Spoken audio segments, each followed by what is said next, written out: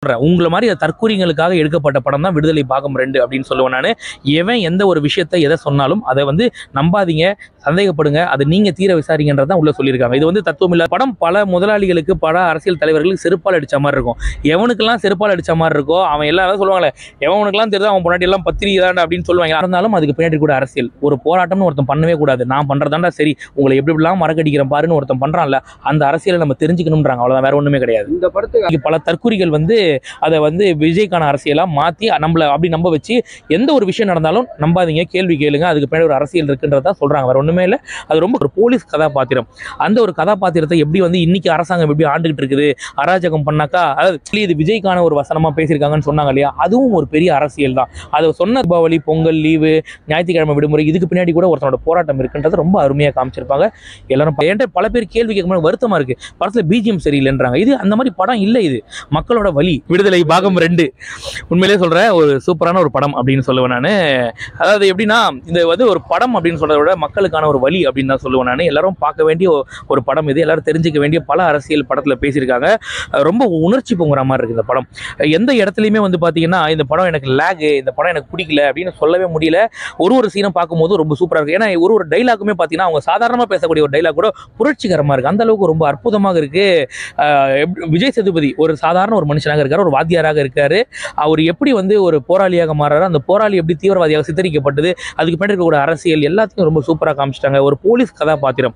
அந்த ஒரு கதாபாத்திரத்தை எப்படி இன்னைக்கு அரசாங்கம் எப்படி ஆண்டுகிட்டு இருக்குது, அராஜகம் பண்ணாக்கா, அதாவது போலீஸை வச்சு பண்ணக்கூடிய அராஜகம் எல்லாத்தையும் ரொம்ப சூப்பராக காமிச்சிருப்பாங்க. சேத்தனோட ஒரு கதாபாத்திரம் போலீஸ்ன்றது யாரு அப்படின்றது தெரியப்படுது. சூரிய அப்படின்ற ஒரு கதாபாத்திரம் போலீஸ் நிறைய நல்லவங்களும் இருப்பாங்கன்றது நமக்கு தெரியப்படுத்துது. சூப்பராக இருக்கு. அதே மாதிரி நம்ம கிட்ட சொன்னாங்க இல்லையா, தத்துவம் இல்லாத தலைவர்கள் ரசிகர்களை தான் உருவாக்க முடியும், ஒரு முன்னேற்றத்துக்கு வழிவகுக்காதுன்னு சொல்லி இது விஜய்க்கான ஒரு வசனமா பேசியிருக்காங்கன்னு சொன்னாங்க இல்லையா, அதுவும் ஒரு பெரிய அரசியல் தான். அதை சொன்ன தற்கூரிகள் இன்னைக்கு இந்த படத்தை பார்த்தாங்கன்னு தெரிஞ்சுப்பாங்க, இந்த படத்தில் அது எதுக்காக சொன்னாங்க அப்படின்ட்டு. ரசிகர்கள் அப்படின்னால அது விஜய் தானே. நான் கேட்குறேன், படத்தை பாருங்க. விஜய் சேதுபதி நான் போய் சரண்டர் ஆகிறேன் அப்படின்னு சொல்லும் போது அவர் பின்னாடி இருக்க ரசிகர்கள் கேட்குறாங்க, இந்த மாதிரி நீங்கள் போயிட்டீங்கன்னா எங்களை யார் வழி நடத்துவா, நம்மக்கிட்ட ஒரு தத்துவம் இருக்குது, நம்மளோட கொள்கை என்ன, மக்கள் இயக்கத்தோட ஒரு கொள்கை என்ன, தத்துவம் இருக்கு இல்லையா, தத்துவத்தை வச்சு அடுத்த தலைவர்களாக நீங்கள் தான் போகணும் அப்படின்னு சொல்லிட்டு அவர் சொன்ன அந்த வசனத்தை தான் இன்னைக்கு பல தற்கூரிகள் அதை விஜய்க்கான அரசியலாக மாற்றி நம்மளை அப்படி நம்ப வச்சு எந்த ஒரு விஷயம் நடந்தாலும் நம்பாதீங்க, கேள்வி கேளுங்க, அதுக்கு பின்னாடி ஒரு அரசியல் இருக்குன்றதா சொல்கிறாங்க. வேற ஒன்றுமே இல்லை. அது ரொம்ப காட்சி அமைப்பில் ரொம்ப சூப்பராக இருக்குது. ஒரு போராளி அப்படின்னா வீரப்பன் ஒரு போராளி, அந்த வீரப்பனுக்கு ஒரு பிராண்ட் பண்ணிட்டாங்க, தேச துரோகி, பயங்கரவாதி அப்படின்ட்டு. அந்த வீரப்பனுக்கு தான் தெரியும் எந்த அளவுக்கு அவர் போராடினார், யாருக்காக போராடினார் என்னன்னு. நம்ம எடுத்துக்கக்கூடிய தீபாவளி, பொங்கல் லீவு, ஞாயிற்றுக்கிழமை விடுமுறை, இதுக்கு பின்னாடி கூட ஒருத்தனோட போராட்டம் இருக்குன்றது ரொம்ப அருமையாக காமிச்சிருப்பாங்க.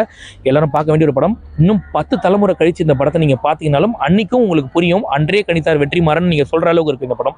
அவ்வளவு அற்புதமான ஒரு படம். படத்துல சூரிய அந்த ஃபர்ஸ்ட் பார்ட்ல சூரிய இருந்தாரு, இதுல விஜய் சேதுபதி இருக்காரு. சோ எப்படி இருக்கு காம்பினேஷன்? ஐயா, ஃபர்ஸ்ட் பார்ட் சூரிக்கான ஒரு படம். இது விடுதலை பாகம் 1ன்னு சொல்ல மாட்டோம், சூரிக்கான ஒரு படம் அப்படின்னு சொல்லுவேன். பார்ட் 2லயே கம்ப்ளீட்டா அந்த ட்ரெயின் ஆக்சிடென்ட்டை காமிச்சிட்டாங்க, மக்கள் இயக்கம் எப்படி வந்துச்சுன்னு காமிச்சிட்டாங்க, எல்லாமே காமிச்சிட்டாங்க. பார்ட் 2வே போதுமான ஒரு கதையாக தான் எனக்கு தெரிஞ்சது. உண்மையிலேயே இதுவே ஒரு நல்ல படம் அப்படின்னு தோணுச்சு. நீங்க பார்ட் 1ல சூரியோட கதாபாத்திரம் பார்த்துட்டீங்க, கௌதம் மேனனோட கதாபாத்திரம் பார்த்துட்டீங்க. ஸோ யாரெல்லாம் பார்க்கலையோ அதை தான் பார்ட் 2ல காமிச்சிருக்காங்கன்ற மாதிரி தோணுச்சு. ரொம்ப அற்புதமா, ரொம்ப அருமையா இருந்துச்சு. எல்லாரும் பார்க்க வேண்டிய ஒரு படம். ஏ சர்டிஃபிகேட்டை கொடுத்து குழந்தைங்க பார்க்கக்கூடாதுன்னு சொன்னாங்கன்னா கூட ஓடிடியில் வந்தால் கூட குழந்தைங்களுக்கு போட்டு காட்டுக்கிறேன் சொல்லுவேன். அதில் கெட்டு போகிறதுக்கு ஒன்றுமே இல்லை, கற்றுக்கிறதுக்கு நிறைய இருக்குது இந்த படத்துல இருந்து.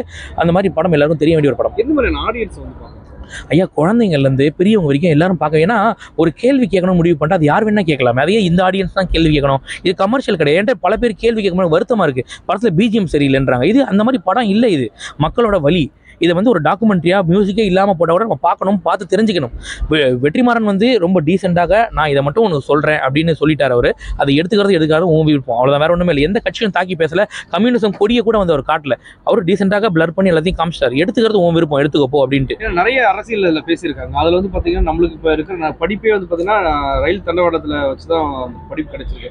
இதெல்லாம் பார்த்தீங்கன்னா இப்போ ஆளும் கட்சி குறித்து பெருசாக பேசி விஜய் கொஞ்சம் கீழே பற்றி பேசுகிறோம். இல்லை, விஜய் இது இந்த இடத்துல யாரையுமே மட்டம் தட்டி பேசுறதுக்கான இடம் இது. அப்படி ஒரு படம் இவங்க எடுக்கல. விஷயம் என்னன்னா, ஏன் கலைஞர் கருணாநிதி அவர்கள் தண்டவாளத்தை தலை வச்சு படுத்து நமக்கு தெரியாது, அண்ணா அவர்கள் போராட்டம் பண்ண தெரியாது, நிறைய பேர் போராட்டம் பண்ணி நமக்கு நிறைய சுதந்திரம் வாங்கி கொடுத்துருக்காங்க, இன்க்ளூடிங் படிப்பையும் சேர்த்து நான் சொல்றேன்.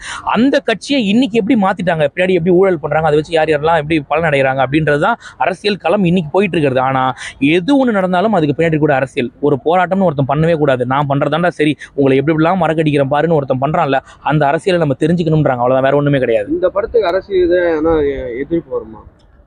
வராது. ஏன் சொல்றேன்னா இதுல எந்த ஒரு அரசியல் கட்சியும் டைரக்டா தாக்கல. இதுல வந்து எவனா ஒருத்தனை வந்து பாயிண்ட் அவுட் பண்ணி எவனா கேள்வி கேட்டான்னா எவன் திருடனோ அவன் தான் இந்த படத்தை கேள்வி கேட்பான். இந்த படம் பல முதலாளிகளுக்கு பல அரசியல் தலைவர்களுக்கு செருப்பால் அடிச்ச மாதிரி இருக்கும். எவனுக்கெல்லாம் செருப்பால் அடிச்ச மாதிரி இருக்கோ அவன் எல்லாரும் சொல்லுவாங்களே எவனுக்கெல்லாம் தெரியுது அவன் பொன்னாடி எல்லாம் பத்திரிகை தான் அப்படின்னு சொல்லுவாங்க. அந்த மாதிரி எவன்லாம் கேள்வி கேட்கறானோ அவன்லாம் வந்து பார்த்தீங்கன்னா அயோக்கியன்ற அர்த்தம். அதனால எவனும் கேள்வி கேட்க மாட்டான், மூடிட்டு படத்தை பார்த்து கம்முன்னு போவான். சூப்பராக இருக்குன்னு சொல்லிட்டு போவான். படம் நல்லா இல்லைன்னு எவனும் சொல்லவே மாட்டான். கருத்துல தலைவருக்கு பின்னாடி போகாது அப்படின்னு சொல்லும்போது நீங்க கூட சொன்னீங்க விஜய் அப்படின்னு சொல்லிட்டு. ஸோ அது இன்டெரக்டா விஜய் சொல்றாங்க. கிடையாது அதுதான் சொல்றேன். அது விஜய்னு சொல்லி நம்மளை நம்ப வச்சு அதுக்கு பின்னாடி ஒரு அரசியல் பண்ணியிருக்காங்கன்னு சொல்றேன் நான். அது உள்ள போய் பார்த்தா கம்ப்ளீட்டா அந்த சீனே வேற. அது வேற மாதிரியான சீன். அதை அப்படியே வந்து விஜய்க்கானதான் மாத்திட்டாங்க. அப்படியே அதுவும் அரசியல். அது எவ்வளவு ஒரு தற்குறித்தனம் அப்படின்றது நல்லா தெளிவா தெரியும். நினைச்சிட்டு இப்ப பேசுறாங்க இல்லையா? அவங்களுக்கு என்ன சொல்லுவாங்க? அதான் சொல்றேன். உங்களை மாதிரி தற்குறிகளுக்காக எடுக்கப்பட்ட படம் தான் விடுதலை பாகம் 2 அப்படின்னு சொல்லுவேன் நான். எவன் எந்த ஒரு விஷயத்தை எதை சொன்னாலும் அதை வந்து நம்பாதீங்க, சந்தேகப்படுங்க, அது நீங்க தீர விசாரிங்கன்றதான் உள்ள சொல்லியிருக்காங்க. இது வந்து தத்துவம் இல்லாத தலைவர்கள் வந்து விஜயத்தான் குறிச்சிட்டாங்க. ரசிகர்கள்னாலே விஜய் தானே நான் கேட்கறேன். யாருக்குமே ரசிகர்கள் இல்லை. ரசிகர்கள்லாம் யாரு? உங்க பின்னாடி நிற்கக்கூடிய உங்களை பார்த்து உங்க பின்னாடி உங்களை விரும்பி வரவன் அவனும் ரசிகன் தான். அவன் வந்து நிக்கிற உங்ககிட்ட வேலை செய்யறவன் அப்படி கிடையாது. ரசிகர்கள் அப்படின்னா யாரா இருந்தாலும் சரி உங்களை பின்பற்றவன் ரசிகர் அப்படின்றதுதான். அதான் அப்படி சொல்லியிருக்காங்க. இது வந்து விஜயை பார்த்து குறிக்குதுன்னு சொன்னா அவன் தற்குறி. அந்த மாதிரியான தற்குறிகளுக்காக எடுக்கப்பட்ட படம் தான் விடுதலை பாகம் 2. நிறைய பேர் வந்து இன்னைக்கு புலம்பிட்டு போவாங்க படம் நல்லா இருக்கு, சூப்பரா இருக்கு. ஏன்னா படம் நல்லா இல்லைன்னு சொன்னா அவனோட அரசியல் வெளில தெரிஞ்சிருந்தா நல்லா இருக்குன்னு சொல்லுவான். உள்ளுக்குள்ள அவனு தான் வந்து படத்தை திட்டிக்கிட்டே போவான். ஐயா இதெல்லாம் பண்ணா இப்படி டைரக்டா தாக்கிட்டாங்களே எங்களை அப்படின்ற மாதிரி நினைச்சிட்டு போவான். அந்த மாதிரி பல பேரோட உண்மை முகம் வெளியே வரதுக்கான வாய்ப்புகளும் இருக்கு. ஆனா காட்ட மாட்டாங்க. அதுவும் ஒரு அரசியல், அவ்வளவுதான், வேற ஒன்றும் இல்லை. அந்த அரசியல் நமக்கு புரிய வச்சிருக்கு இந்த படம். விஷுவல் வைஸ் எப்படி சூப்பரா இருக்கு, ரொம்ப சூப்பரா இருக்கு. படம் லென்த்தா போற மாதிரி பல பேருக்கு தெரிஞ்சா கூட லென்த்னு நான் சொல்ல மாட்டேன். நான் கொஞ்சம் அப்படியே ஸ்லோவா போற மாதிரி இருக்கும். அது என்னன்னா ஃபைட் சீக்வன்ஸ் வந்து ரொம்ப ஸ்லோவா காமிச்சிருப்பாங்க. ஏன்னா அது நமக்குள்ள ஒரு தாக்கத்தை கொடுக்கணும் அப்படின்றதுக்காக, வேற ஒண்ணுமே கிடையாது. நல்லா இருக்கு. அது கூட பார்க்கறது நல்லா தான் இருந்துச்சு. ஒரு வலியா இருந்துச்சு நமக்குள்ள பார்க்கும்போது. எந்த இடத்துலயுமே வந்து அடிச்சிட்டு சாவுங்க எங்களுக்கு வந்துச்சு அப்படின்னு கிடையாது. ஒருத்தன் மக்கள் போய் இயக்கத்துல இருந்து ஒருத்தன் சாகும் போது நமக்கு ஒரு வலியை கொடுக்குது. நமக்கு ஐயோ என்னடா இப்படி ஆயிடுச்சு அப்படின்ற மாதிரி, கவுண்ட் குறையுது அவங்களுக்குள்ள அப்படின்ற மாதிரி தோணுச்சு. வேற ஒண்ணுமில்ல. கிளைமேக்ஸ் போர்ஷன் ரொம்ப டச்சிங்கா இருக்கும், ரொம்ப சூப்பரா இருந்துச்சு. நல்ல ஒரு படம், எல்லாரும் பார்க்க வேண்டிய ஒரு படம். இந்த மாதிரி படங்களை ஆதரிக்காம என்ன படத்தை ஆதரிக்க போறோம்? எல்லாரும் பாருங்கன்னு சொல்லுவேன். நீங்க ஃபைட் சீன் சொன்னீங்க. இந்த படத்துல வந்து வெற்றிமாறனோட ஃபைட் சீன்ஸ் மாதிரி இல்லன்னு எல்லாரும் சொல்றாங்க. அதை எப்படி பாருங்க? அசுரனோட சாயல் கின் கருணாஸோட அந்த ஃபைட்லயே நமக்கு தெரிஞ்சிடும். அசுரன் சாயல்ல ஒரு ஈட்டியை தூக்கிட்டு வருவாங்க. இது யாரு இல்லைன்னு சொன்னது எனக்கு புரியல. எனக்கு விமர்சனங்கள் பல வரும். ஓகே, அது அவங்களோட பாயிண்ட்டை பொறுத்த வரைக்கும் எனக்கு இந்த படம் பார்க்கும்போது எனக்கு அசுரன் இந்த மஞ்சு வாரியரும் இவருக்கும் நடக்கக்கூடிய கான்வர்சேஷனும் அசுரன் ஞாபகப்படுத்துச்சு எனக்கு. அதே மாதிரி வந்து கின் கருணாஸோட அந்த ஃபைட்டும் அசுரன் ஞாபகப்படுத்துச்சு. ரெண்டாவது இவரோட போராளியாக காட்டப்பட்ட விஷயங்களை வீரப்பனை ஞாபகப்படுத்தி மாதிரி பல விஷயங்கள் ஞாபகப்படுத்துச்சு. முன்னாடி டிஸ்க்ளைமர் போட்டார் அவர். இது யாரை கற்பனை கதைன்னு போட்டார் அவர். அப்படியே சேஃபா எடுத்தாப்ல. நல்லா தான் இருக்கு உண்மையிலேயே. இதை நான் பார்த்து தெரிஞ்சுக்கணுமே தவிர யாரையும் பாயிண்ட் அவுட் பண்ணி நீதான் நான் சொல்ல வரல. அதை சொல்லாதீங்கன்றதையும் ஒரு வெற்றிமாறன் ரொம்ப சூப்பரா காமிச்சிருக்காரு. நல்லா இருக்கு படம், சூப்பரா இருக்கு. பிடிச்ச ஒரு சீன் படத்துல கிளைமேக்ஸ் போர்ஷன்ல மஞ்சு வாரியர் வந்து விஜய் சேதுபதி அவங்களும் 2 பேரும் பேசக்கூடிய ஒரு காட்சி நல்லா இருக்கும். என் பாடியை கிளைம் பண்றது அப்படின்னு ஸ்பாயிலர் பண்ண விரும்பல. படத்தை பாருங்க, அவ்வளோ அற்புதமான ஒரு காட்சி, ரொம்ப சூப்பரா இருக்கும். நல்லா இருக்கு. ஒரு தலைவனை எப்படி ஒரு தலைவனை எப்படி காட்டணும்ன்றத ரொம்ப சூப்பரா காமிச்சிருக்காரு. பார்ட் 3க்கு லீட் இருக்கு, ஆனா வராது. பார்ட் 2ஓட முடிஞ்சு போச்சு படம். பார்ட் 3 எடுக்க கூடாது இந்த படத்துக்கு, அவ்வளவுதான். விடுதலை ஒரு வரியில சொன்னா மக்களின் வலி, அவ்வளவுதான். விஜய் சேதுபதி அந்த கேரக்டர் எப்படி இருக்கு பாக்குறது?